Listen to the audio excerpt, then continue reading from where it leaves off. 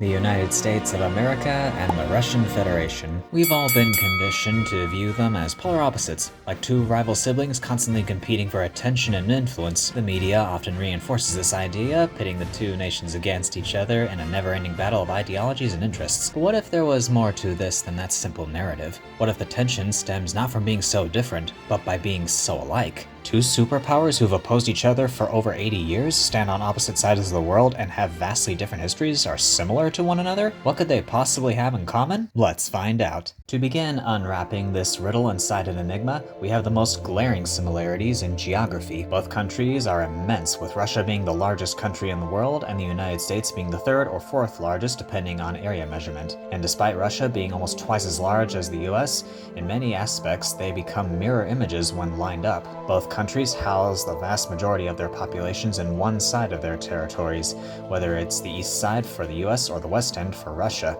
These concentrations of people are followed by vast, mostly empty swaths of flat land until a major mountain range comes into view, being the Rocky Mountains in the US and the Urals for Russia. This more mountainous emptiness continues until the opposite coastline appears, with a major city, and in the more isolated areas we find some astounding natural beauty, from the volcanoes and geysers of Yellowstone in the Kamchatka Peninsula to the sequoia forests of California and the stunning blue of Lake Baikal. The majority climate of both countries is temperate, with hot summers and freezing winters. Both possess a coastline along the Arctic Ocean in the north, and along the south we find a projection out from the main body with a much warmer climate, and as a result, the more popular vacation spots of Miami and Sochi. Each also governs an exclave detached from their mainland territories in the forms of Kaliningrad, Alaska, and Hawaii, respectively.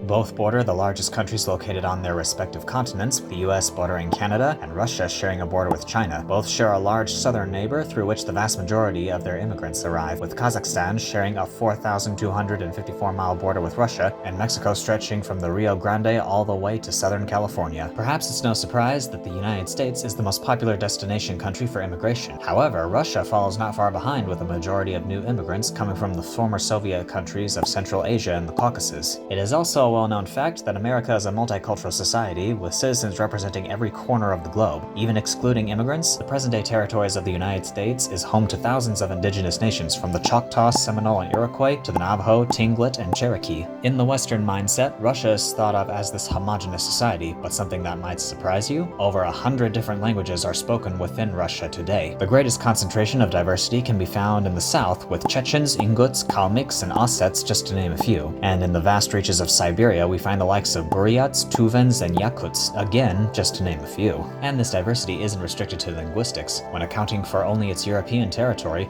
Russia has simultaneously the largest population of Muslims and Buddhists in Europe. In fact, the second most commonly spoken native language in Russia is Tatar, a Turkic language related to the neighboring Chuvash, Kazakh, and Turkish languages. In terms of administration, both the United States and Russia are federated states, with various subdivisions represented under a single unit on a sovereign level. The United States is composed of over 50, states. Each one is responsible for overseeing its own application and enforcement of laws, taxes, and allocation of public resources. The Russian Federation takes things a step further. Aside from being composed of 46 oblasts, there are 21 autonomous republics dedicated to a specific ethnic group. Both their largest cities are home to the centers of commerce for the country, along with many of their most famous historic landmarks, recognizable the world over. Each contains icons of culture whose country of origin one cannot mistake for any other. Both countries have also made significant contributions to the world in terms of literature and music. Today, some of the most popular music listened to comes from American artists, while many classical pieces are Russian compositions. And in the realm of the written word, one can't deny the standings of the likes of Mark Twain or Alexander Pushkin. On a societal level, both countries bolster a deep sense of patriotism for their homelands and possess a deep respect for veterans of the armed forces. Monuments paying tributes to the lives lost are given utmost veneration and serve as a somber reminder of the cost of war. On the subject of patriotism, the American flag is nicknamed the red, white, and blue for obvious reasons. However, not so unique, as the tricolors of Russia are self-evidently displayed.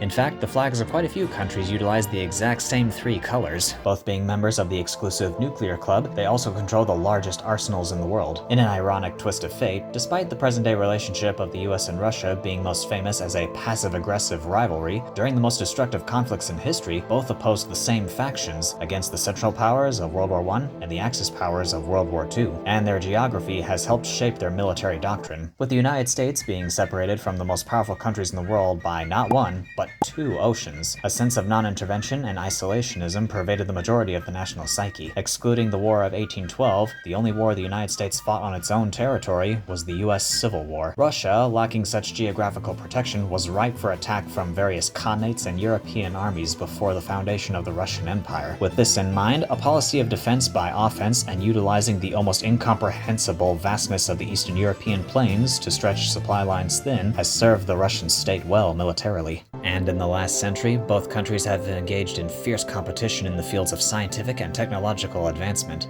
in the process making world-changing contributions to humanity's exploration of space, with the first artificial satellites such as Sputnik to the International Space Station to finally landing on the moon. But what do you think? What similarities between the US and Russia do you find most surprising? Any that were overlooked? Leave your thoughts in the comments below. And if you want to explore more videos like this, be sure to subscribe and check out more surprising similarities. This is your resident Chrome Sealot, signing out.